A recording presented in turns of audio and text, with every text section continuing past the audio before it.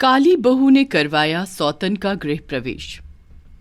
शांति एक बहुत ही सभ्य परिवार की लड़की थी। बहुत धूमधाम से उसकी और वरुण की शादी हुई थी।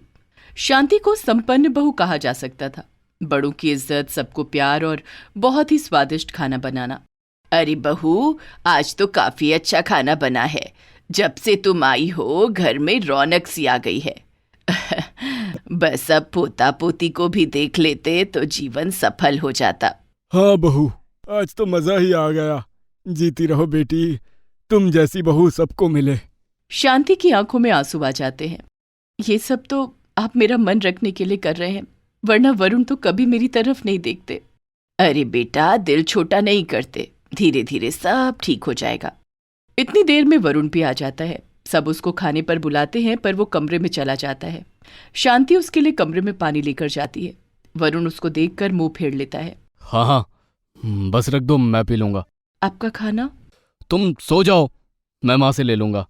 मैंने ऐसा क्या कर दिया है जो आप मेरे साथ ऐसा करते हैं? मेरी शक्ल तक नहीं देखते। हमारी शादी को पूरा 1 साल होने वाला है। देखने लायक है ही क्या तुम्हारी शक्ल में? कुछ भी पहन लो, बदसूरत ही लगती हो। आप आए तो थे देखने, मना कर देते। हमने कोई जबरदस्ती तो नहीं की थी, सब कुछ सामने था, मना कर देते। मैंने तो मना ही किया था अपने माँ बाप से, उन्होंने मेरी एक नहीं सुनी। यही कहते रहे, पहचानते हैं हम परिवार को। मुझे तुम में कोई इंटरेस्ट नहीं है, ना पहले था ना अब है। ये सब सुनकर शांति रोने लगती है। वरुण, ये क्या तरीका है इससे बात करने का? पत्नी है तुम्हारी, हम गए थे इसका हाथ मांगने, ये नहीं आई थी। हाँ तो आपको पसंद आई थी ना ये? मैंने तो तब भी मना किया था, आपने ही इतनी काली लड़की से मेरी शादी करवा दी। इतना कहकर वो घर से बाहर चला जाता है। सरिता उसे रोकने लगती है, पर शांति मना कर देती है। मुझे समझ नहीं आ रहा कि मैं क्या करूं। हमें नहीं पता था ये ऐसा व्यवहार करेगा।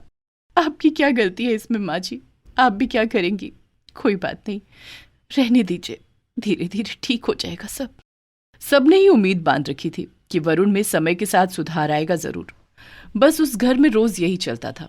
वरुण किसी न किसी बहाने घर से बाहर ही रहता था और शांति अपनी जिम्मेदारी चुपचाप निभाते हुए घर और सास ससुर को देखती थी।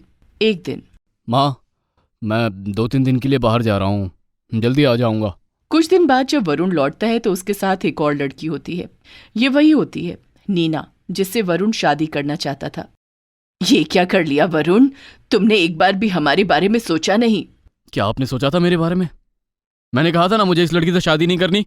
हाँ, आपने मेरी जिंदगी बर्बाद कर दी। रहने दो सरिता, इसको जो करना था इसने कर लिया। इसे लेकर यहाँ से चला जा। इसे यहाँ तो रखेंगे नहीं, और ना ही तू रह सकता है यहाँ। चला जा यहाँ से।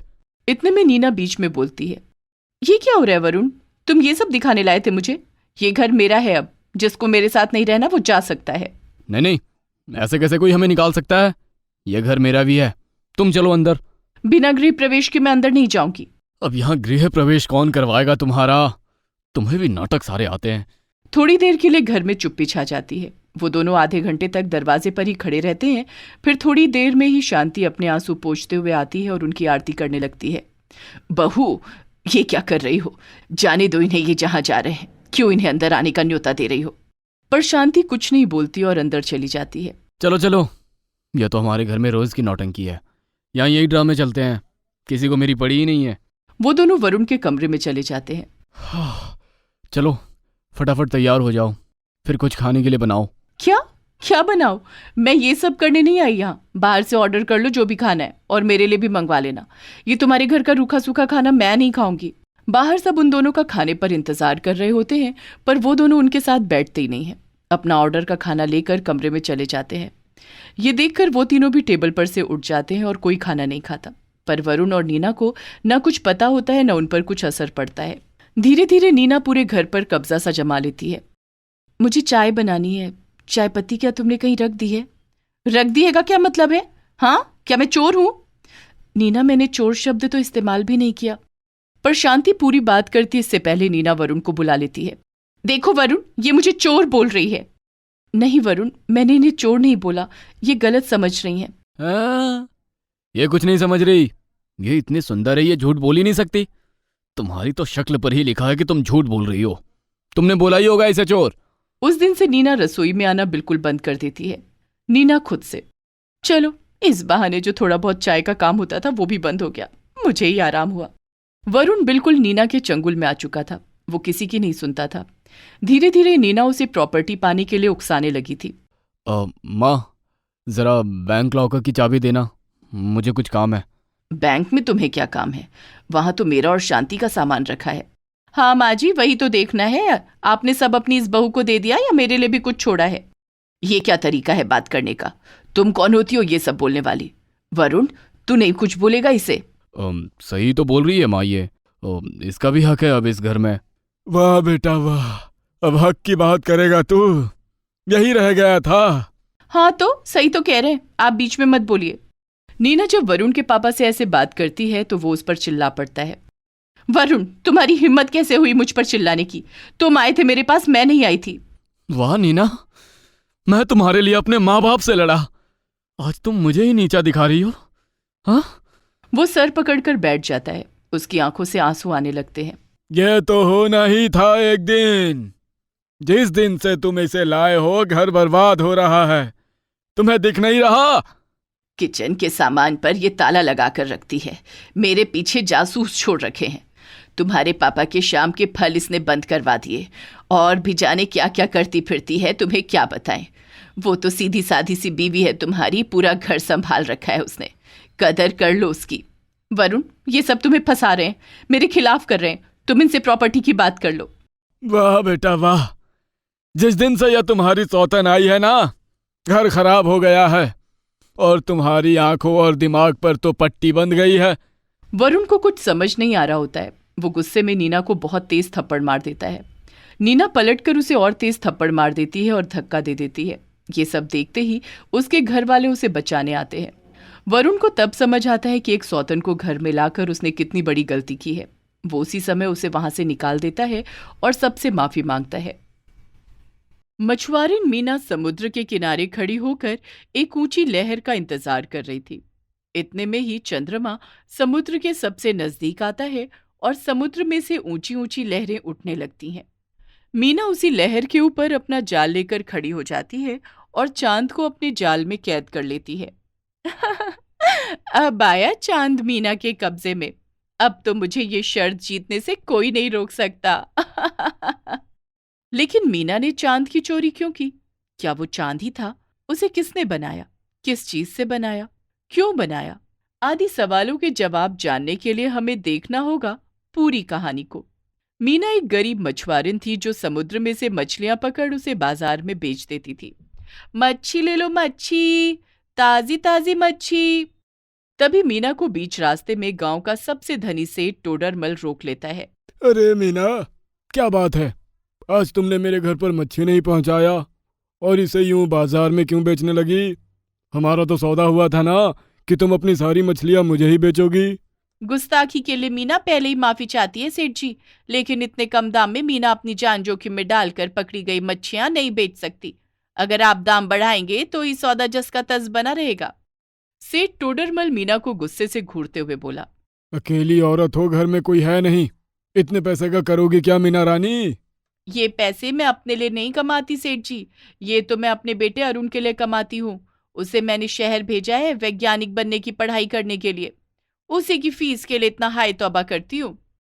सेठ टोडरमल जब ये सुनता है कि मीना का बेटा अरुण वैज्ञानिक बनने की पढ़ाई कर रहा है तो वो खुशी से फूले नहीं समाता। उसकी एक खूबसूरत बेटी थी रूपा।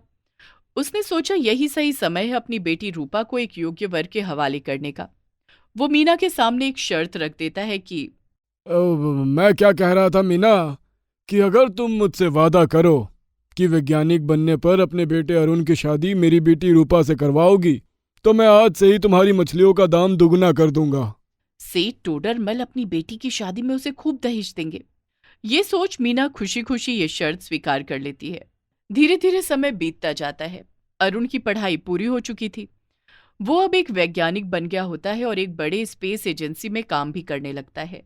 चंद्रयान 3 मिशन भी कंप्लीट हो गया।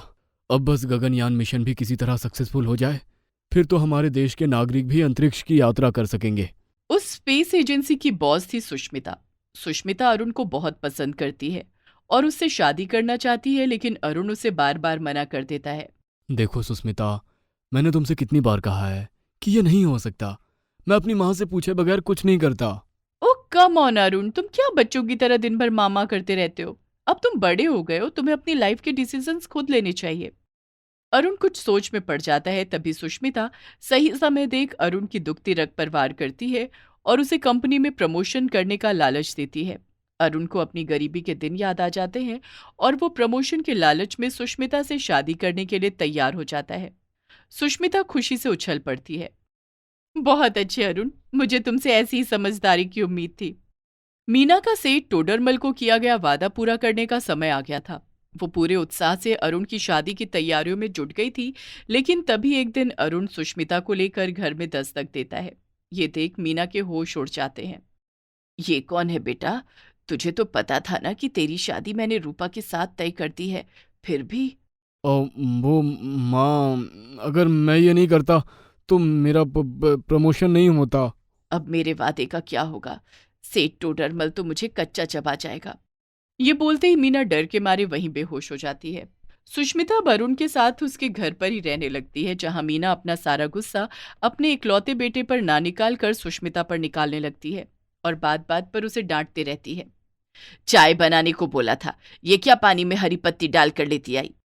चाय सेहत के लिए नुकसानदेह होती है, इसलिए ये ग्रीन टी बनाकर लेती आई मेरी होने वाली सासू माँ। खबरदार जो अपनी मनहूस जुबान से मुझे सासू माँ बोला तो। मैं केवल रूपा की सासू माँ हूं और किसी की नहीं। सेठ टोडरमल को जब यह खबर मिलती है तो उसके गुस्से की कोई सीमा नहीं होती। वो अपने आदमियों से अरुण की खूब पिटाई करवा देता है, लेकिन रूपा आकर अरुण को बचा लेती है। अरुण रूपा को मुस्कुराते हुए देखने लगता है। अच्छा हुआ तुम सही समय पर आ गई रूपा, नहीं तो तुम्हारा खोसट बाप मार मार कर मुझे बिना रॉकेट के ही ऊपर पहुंचा देता। एक तरफ अरुण की माँ मीना और सेठ टोडरमल अरुण के ऊपर रूपा से शादी करने का दबाव बनाने लगे, तो दूसरी ओर सुष्मिता और उसकी माँ शीलावती अरुण के ऊपर टोडरमल और मीना को सबक सिखाने का दबाव बनाते। बेचारा अरुण चक्की में आटे की तरह पिसा जा रहा था। हे भगवान, मुझे उठा ले बाबा, अब मैं एक पल भी जीना नहीं चाहता। इस जिंदगी से भली तो मौत है। करवा चौथ निकट आने वाला था, लेकिन अभी तक ये फैसला नहीं हो पाया था कि अरुण की पत्नी कौन बनेगी। कौन है वो जिसे अरुण पानी पिलाएगा और उसका व्रत सफल बनाएगा। तमाम लड़ाई झगड़ों के बीच अंत में सुष्मिता की मां शीलावती ने सबके सामने ये शर्त रख दी कि जो भी चांद को धरती पर लाकर अपने द्वारा लाए गए चांद को देखकर करवा चौथ का व्रत तोड़ेगा, अरुण उसे ही मिलेगा। क्या कहा? चांद को धरती पर लाना होगा? यह तो असंभव है। सुष्मिता ये सुन बहुत खुश हुई, क्योंकि वो जानती थी कि अपनी वैज्ञानिक बुद्धि का प्रयोग कर वो चांद को जमीन पर ला सकती है। लेकिन मीना को कुछ समझ नहीं आता कि वो चांद को जमीन पर कैसे लाए, इसलिए वो सुष्मिता की जासूसी करने लगती है। क्या हुआ बेटी? इस अंधेरे कमरे में तुम अकेली क्या कर रही हो? श्श्श, धीरे बोलो माँ, नहीं तो कोई सुन लेगा। मैं एक आर्टिफिशियल चांद बना रही हूँ जिससे मैं ये शर्त जीत सकूं। सुष्मिता ढेर सारे चावल को पीसकर एक बड़े से गुब्बारे के ऊपर लगा देती है और उस गुब्बारे के अंदर एक लाइट लगा देती है, जिससे वो आर्टिफिशियल चांद बिल्कुल असली चांद की तरह चमकने लगता है। मीना खिड़की के बाहर चुपके से सब देख सुन रही थी। तो माँ बेटी में ये खिचड़ी पक रही है। कोई बात नहीं, जितनी खिचड़ी पकाना है पका लो, लेकिन इसे खाएगी तो मीना ही। करवा चौथ का दिन था। सुष्मिता अपने चांद के साथ तैयार थी। उसकी रस्सी खोलते ही वो चांद समुद्र के ऊपर से आसमान की ओर उड़ने लगा। मछुआरिन मीना समुद्र के किनारे खड़ी होकर एक ऊंची लहर का इंतजार कर रही थी। इतने में चंद्रमा समुद्र के सबसे नजदीक आता है और समुद्र में से ऊंची ऊंची लहरें उठने लगती हैं। मीना उसी लहर के ऊपर अपना जाल लेकर खड़ी हो जाती है और चांद को अपने जाल में कैद कर लेती है। अब आया चांद मीना के कब्जे में।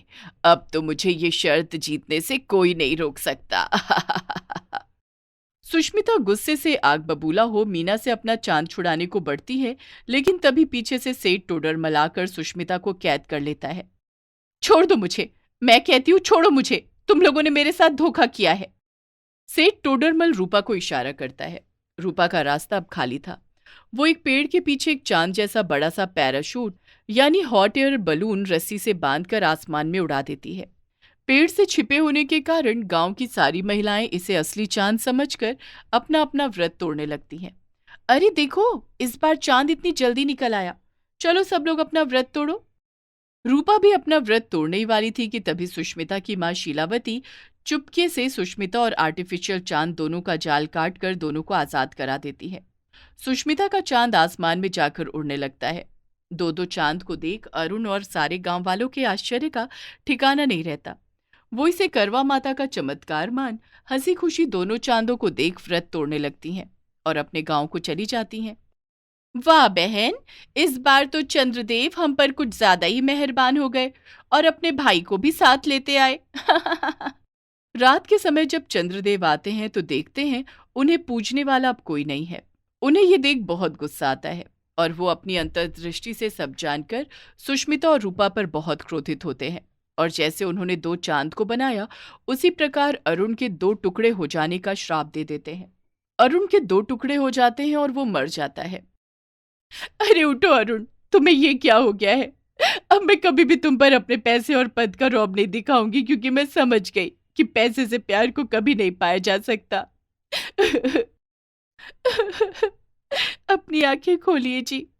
अब मैं किसी से भी उसकी इच्छा के विरुद्ध जबरदस्ती रिश्ता नहीं रखूंगी। आंखें खोलिए जी। रूपा और सुष्मिता को अपनी गलती का एहसास होता है और वो दोनों एक पैर पर खड़ी होकर करवा माता का ध्यान करती हैं। उनकी भक्ति से प्रसन्न हो करवा माता अरुण के दोनों टुकड़ों को जीवित कर देती हैं। वो एक एक टुकड़े पूरे होकर दो दो अरुण बन जाते हैं। करवा माता सबसे कहती हैं कि वही पति पत्नी आजीवन एक दूसरे का साथ निभाते हैं, जिनका रिश्ता प्रेम पर टिका होता है।